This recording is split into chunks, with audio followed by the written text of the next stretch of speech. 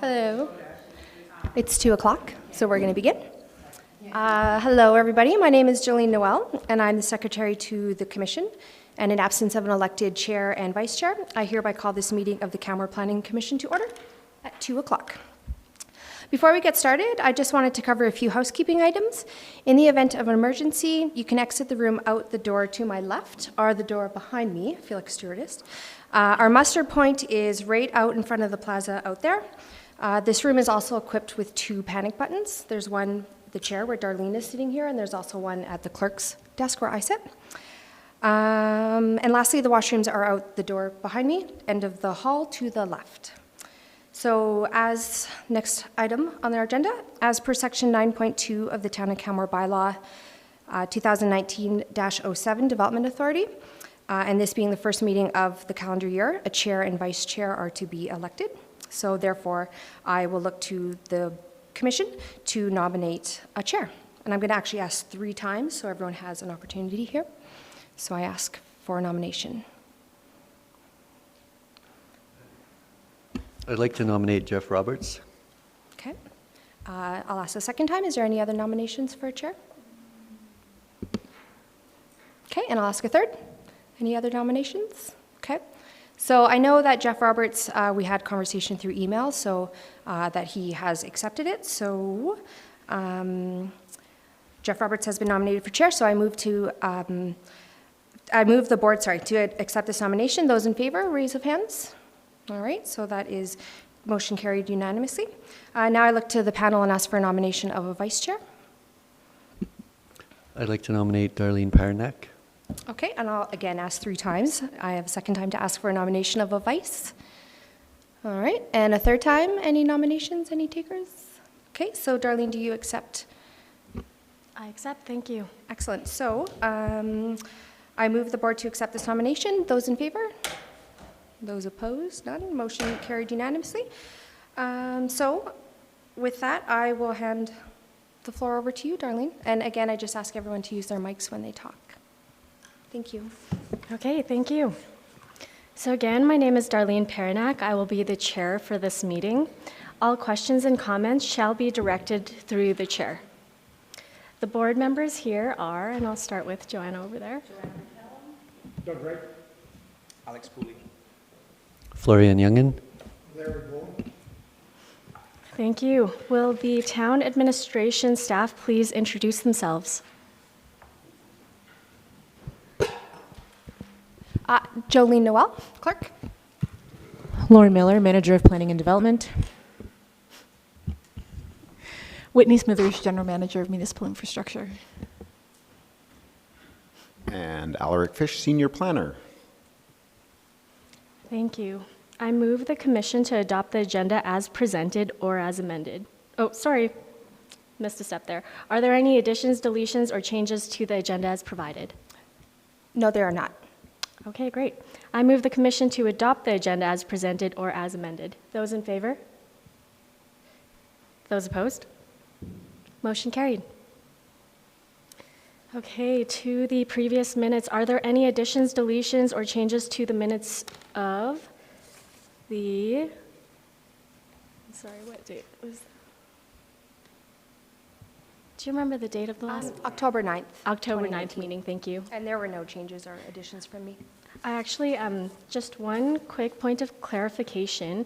On page 2 of 3 of the minutes where it says DP 2019-128, I noticed it said commercial, industrial, and tourist home development. I wasn't sure if industrial belonged there. I can't answer that at this moment, but I can look into that clarification. Okay. And then I can recirculate it. Perfect, If you'd thank like. you. Thanks. Should I leave it at that for now, Jolene, and we'll come back to adopting it, or should I move ahead? Yeah, we can even put it on the next agenda Sure, to, okay. to do that. Thank you. Okay, thank you.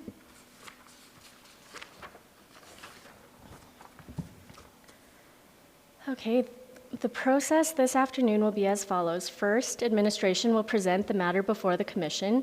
Commission members can ask questions of clarification of administration. Then, at the Commission's discretion, the applicant may be asked to make a presentation to their application. The applicant will be allowed to speak to their SSR if they have one. The maximum allotted time is 5 minutes. Commission members may ask questions of the applicant during or after the applicant's presentation. At the discretion of the chair, the time for the applicant may be extended to allow for any interruptions. Again, at the commission's discretion, any members of the public may be permitted to speak regarding the application. The maximum allotted time is 3 minutes. Commission members may ask questions of clarification to the applicant or administration. At the discretion of the chair, the time for the applicant may be extended to allow for any interruptions. The chair will remind the audience that all communication is to be respectful and on topic of the application. The development officer can now make the presentation of the application.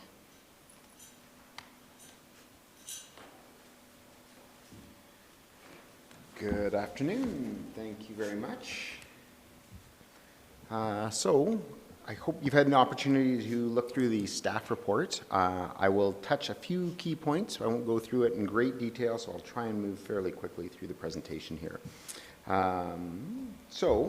There's a number of statutory requirements which have been met regarding notification and advertisement in the paper that the meeting was happening, and here we are on January 29th, sorry about that, at our committee meeting. The location, hopefully people have sort of become familiar with it. It's just south of the new Ford dealership, so it's across the street from the Stone Ridge Resort and the entrance to Lincoln Park. You can see it there in the air photo. So the proposed building is a mixed-use, light industrial building. It's going to have a variety of uses, which I outlined in the staff report. So this is a perspective of the building looking at it from essentially the eastern corner of the site. So that's the main access to the site. So standing on the edge of Bow Valley Trail almost at the Lincoln Park entrance opposite Napa Auto Parts. So this is looking west towards the building. So there's a main access road to the left.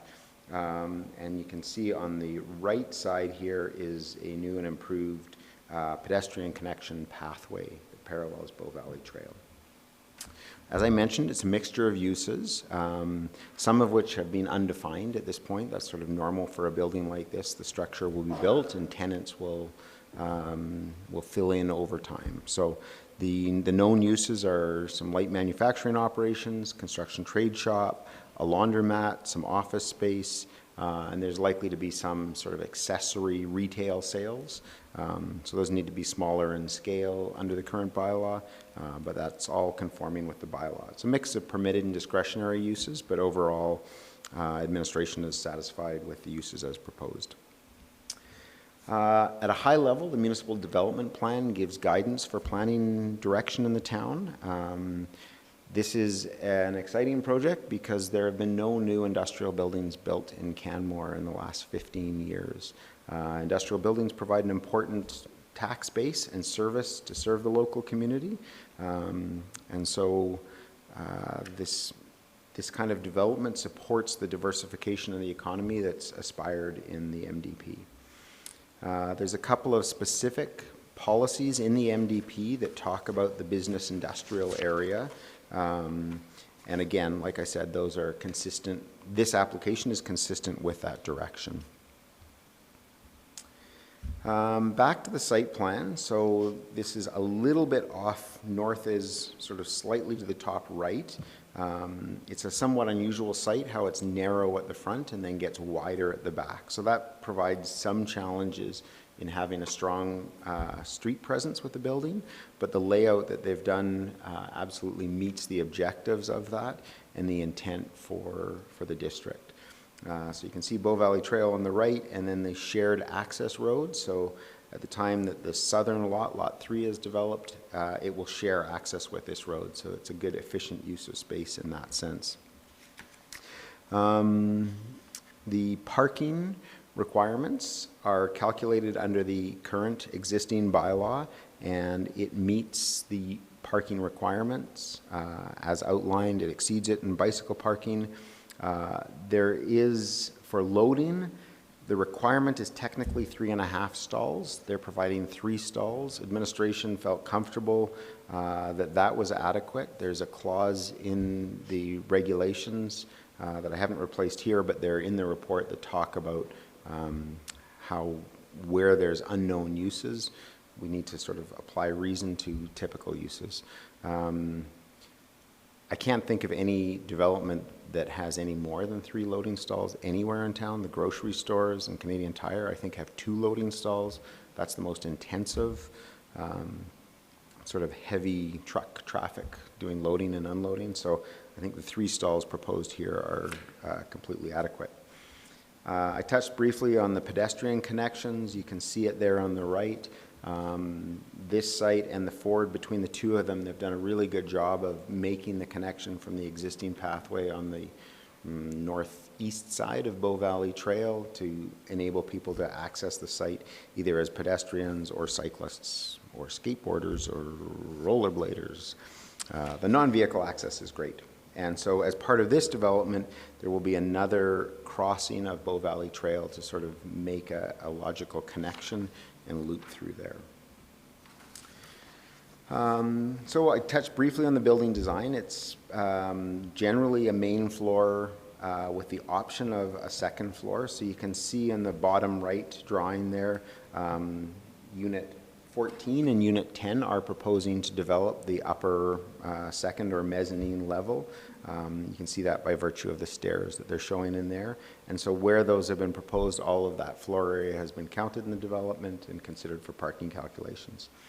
The land use bylaw does require a 5-meter ceiling height on the first floor to really try and preserve the ability of that space to function for light industrial uses. And the application meets that, so that's a great piece. The building is fairly simple in its design in terms of it's got a flat roof. It makes it for a very efficient building environmentally to not have a lot of articulation or additional deviation in the shape, so there's some benefit that comes from that. But with the high ceiling height on the first floor and the design approach, it ends up not really having an eave line except for at the very top, which is at 10.5 meters or 10.52 meters. The bylaw requires a maximum eave line height of 8 meters, so it's possible to put some kind of roof structure that would come down.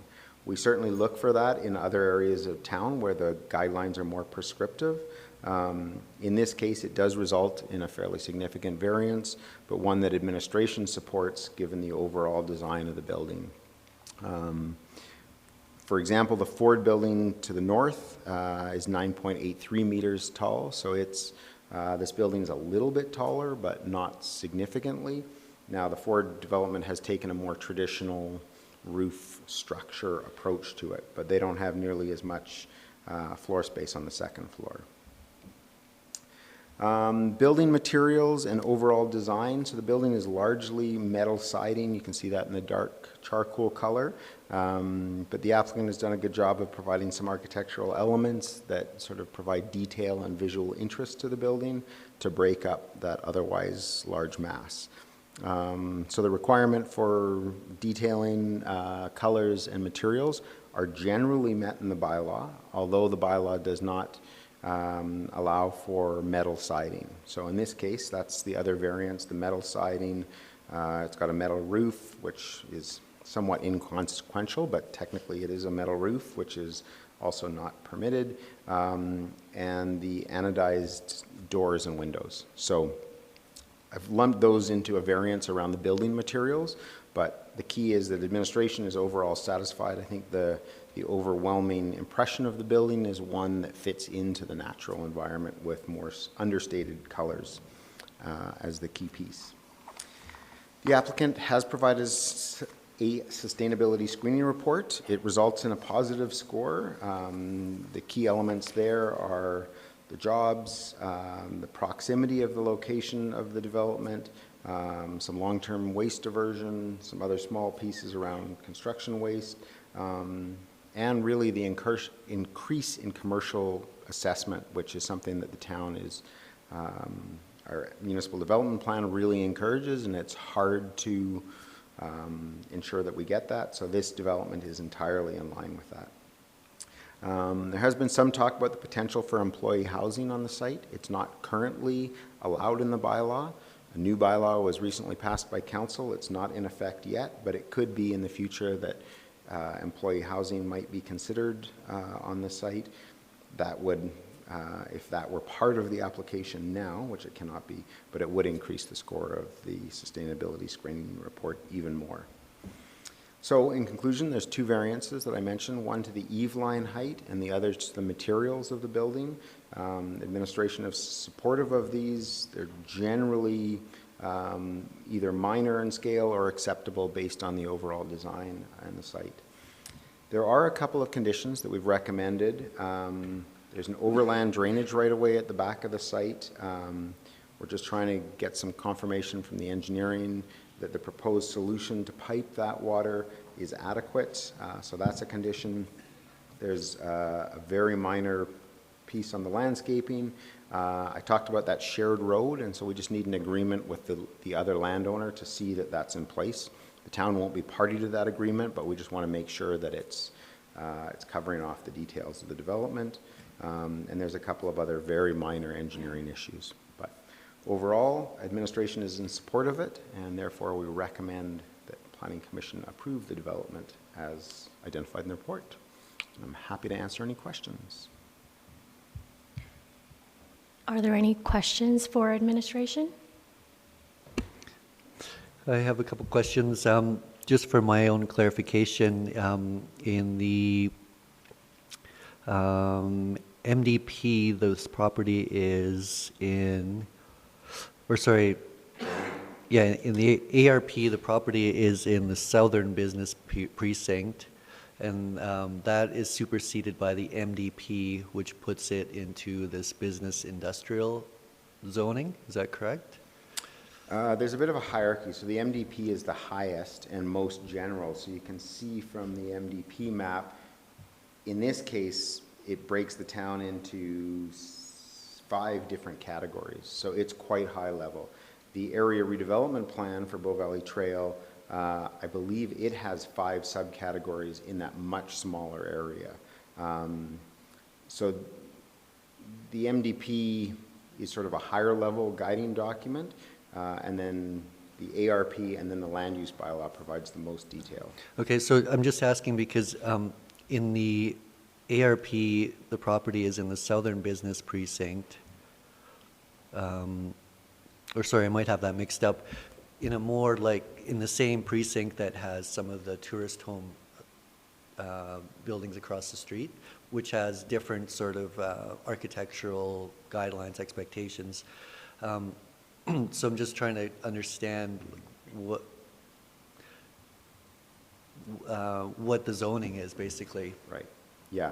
So very quickly, the Bow Valley Trail Area Redevelopment Plan was done in the early 2010? 2012. 2012. Perfect. Thank you.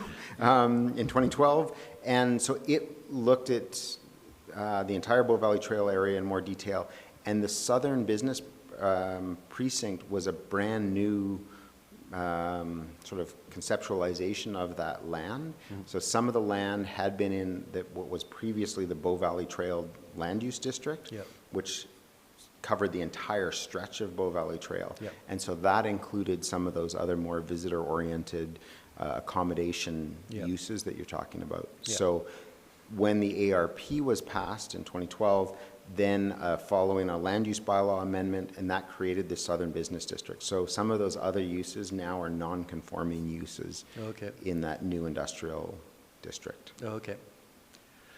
And then the other thing I noticed in the land use bylaw, the 2010 one that's about to be replaced, there's, in the Bow Valley Trail section, there's a maximum variance to height of 20%. And from my understanding, that's superseded by the MDP, which is asking for minimum 5-meter ground floor ceiling heights. I guess the Bow Valley Trail district doesn't apply. Maybe I'm misunderstanding your question. Are you talking about the area redevelopment plan? No, in the land use bylaw, for the districts in Bow Valley In Bow Trail, Valley there's Trail. only two districts there, right? There's the Right. commercial, then there's Teepee Town. And I think, you know, later on in 2012 or whatever, there was an area redevelopment plan, Right. which sort of broke down Bow Valley Trail into more detailed precincts. So if you go back to the land use bylaw, there's only two districts, and it says in the Bow Valley Trail Commercial District, which is the only separation from Teepee Town. Everything else is Bow Valley Trail Commercial. In there, there's a clause that says maximum height variances of only 20% are allowed. Right. So I'm just trying to understand.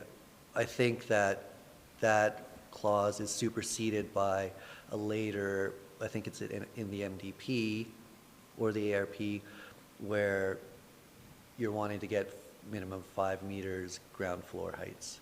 So I guess if I'm understanding your question correctly, the key piece there is that in the Bow Valley Trail District, the maximum 20% variance to height regulations only apply to those lands. They don't apply to these lands. We don't have a similar clause in the Southern Business District, which is where this development fits in. And this district does, as you said, have that 5 meter minimum requirement for the first floor to ceiling. The key thing through the area redevelopment plan is that this district was created and the intent was to relax some of the architectural requirements as a means to try and encourage this industrial development, light industrial development that brings a host of other economic benefits. Okay. Yeah, so I don't want to get too hung up on those details. I think, you know, if administration's intent is to have a business industrial precinct, then that totally makes sense. I guess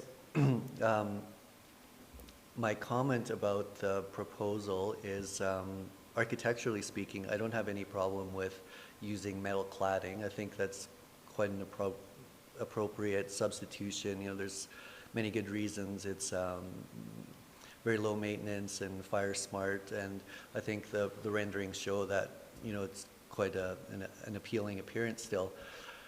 But overall, my impression of the building, with just the lack of articulation, it looks like something that would be appropriate in a industrial park. And the thing is, this is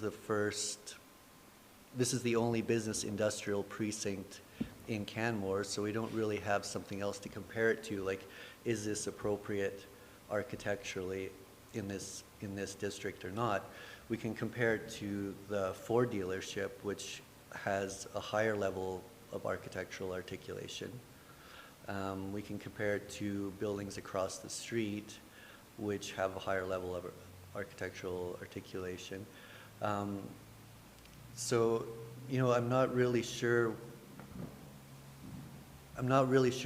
what my position is, but I do have some concerns that it's setting the bar fairly low architecturally speaking for the district. And maybe that's the intention, is for this to be more of an industrial character. But if you look at the one other building in this district, I think this is a step down. And then, you know, another development we could compare it to is the recent iPlace proposal, which is also, the idea was to have light manufacturing, you know, like light industrial sort of development. And in that case, again, I think the architectural expression is of a higher standard. It's not traditional, it's sort of an industrial aesthetic, but I think there's definitely more effort in articulation and some interesting materials. So, yeah, I'm not really sure where I stand, but I do have a bit of a concern that it doesn't quite fit into the neighborhood, given the neighbor across the street and directly next door. So I don't know if you have any response to that as far as administration's intent for the district. Short answer is no. I mean, I think you summed up some of the issues and the challenges there. Yeah. So from your point of view, this is sort of the architectural standard that you're looking to achieve in that precinct? I think at the end of the day, that's why we have the Canmore Planning Commission, and so the idea to have some outside perspective on these issues. Okay. I think you've summarized the issues well, and overall administration is in support of the building, but we've shared some of your perspectives similarly. Okay. And I guess the last point that I wanted to make is, you know, in environmental sustainability, because, you know, as we all know, Council recently declared a climate emergency. And we know buildings account for, you know, something like 40% of our greenhouse gas emissions. And so I think it just, it's important to bring that up frequently, because this building, 30,000 square feet, it's maybe the equivalent of 10 houses area-wise. And from what I understand from the report, there's no significant sustainable building initiatives that are being incorporated. And I don't fault the applicant at all. I think it's economics. This is a industrial development. I think the only way we're going to see changes is through regulation. You know, without people being held to environmental standards, there's very little initiative for them to do that. And I also understand, you know, administration has limited tools, but I just want to bring that up again because Council did make that declaration. I think it bears just mentioning those things. You know, we need to not be doing business as usual. So just wanted to bring that up. Thanks, Florian. Does anyone else have any questions or comments for administration?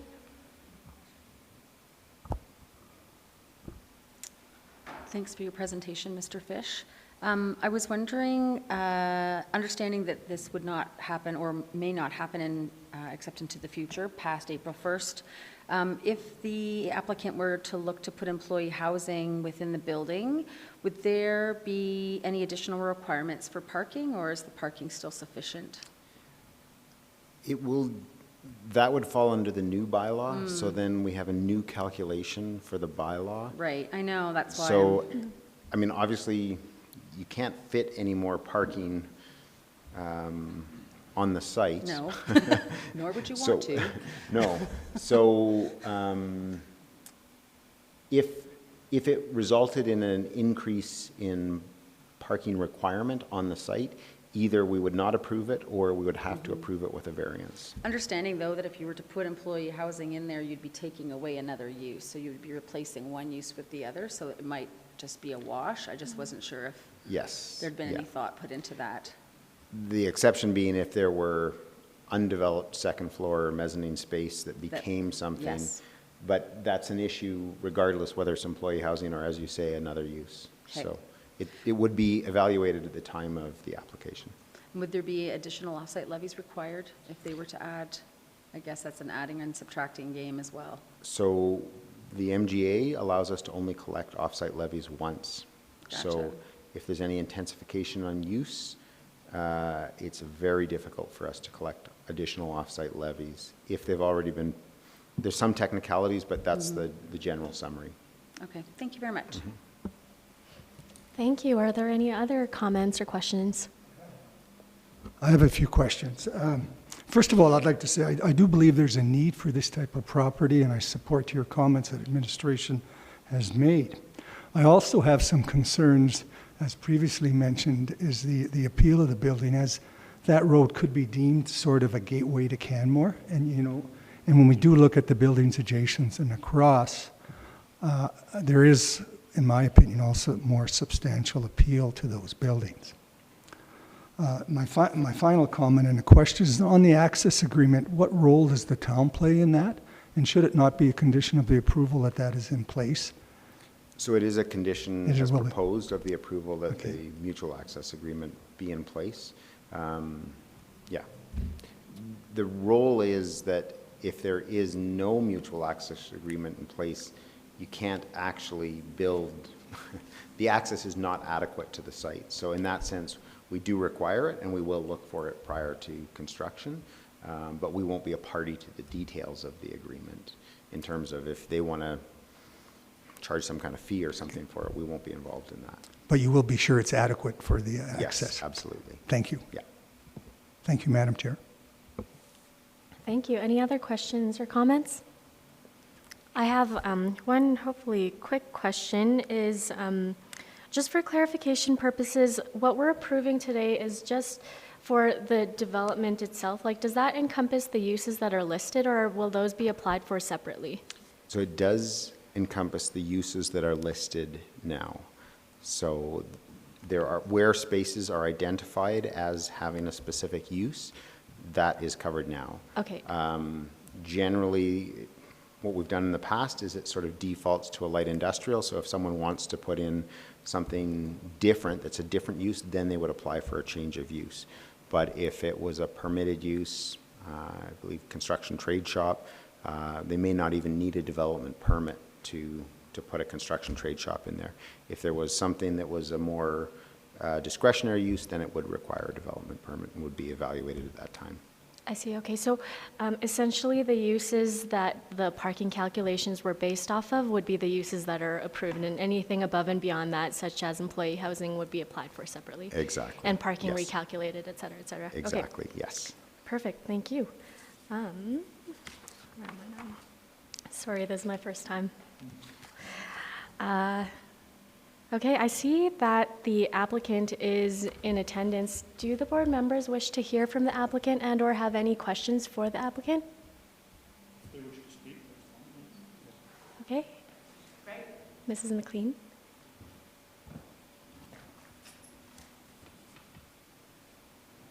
Hi, thank you for having me. My name is Skye McLean, and I'm the owner-developer of Moose Meadows. I guess I'll talk a bit first and then see if you guys have any questions. Does that work? Yep. So I just wanted to tell you guys a bit about the history, which is rather short, but since we started this project, we have an office on Bow Valley Trail, and we're a growing business in the community and really happy to be part of this community, and suddenly outgrew our office and thought, darn, where are we going to get an office? And we looked here and looked there and thought about this and thought about that, and we're like, there's nowhere for us to go as a local business. I wonder if we're in this boat alone. And we started chatting to other local businesses prior to acquiring the land. And there were so many people in our small business community that had nowhere to go. So I thought, great, let's try to find a piece of land and we can build our office and what we need for our business, but also do that for other members of the community as well. And here we are. So we have a lot of great local businesses that are, this is actually not a leasehold building, it's condominiums. So local businesses have the opportunity to purchase a condominium unit and own or operate their business, which helps them if they're in the business for the long run economically. So we've had so much interest. We have a realtor on the project, and he's had, I think, up to 400 people inquire about the building, the business opportunities, the zoning, all the things we've talked about today. A bit sad that you guys don't like how it looks, but we really did endeavor to make a building that has an industrial appeal because it is an industrial zoning, but add the timber work and the wood to keep in that Canmore characteristic. So hopefully that is something that you'd be okay with. Thank you. Do we have any questions for the applicant? Thanks very much. Thank you. Okay, well, given the amount of commentary we've had, I wanted to move the commission to go in camera for further discussion. Those in favor? Those opposed? Motion carried unanimously.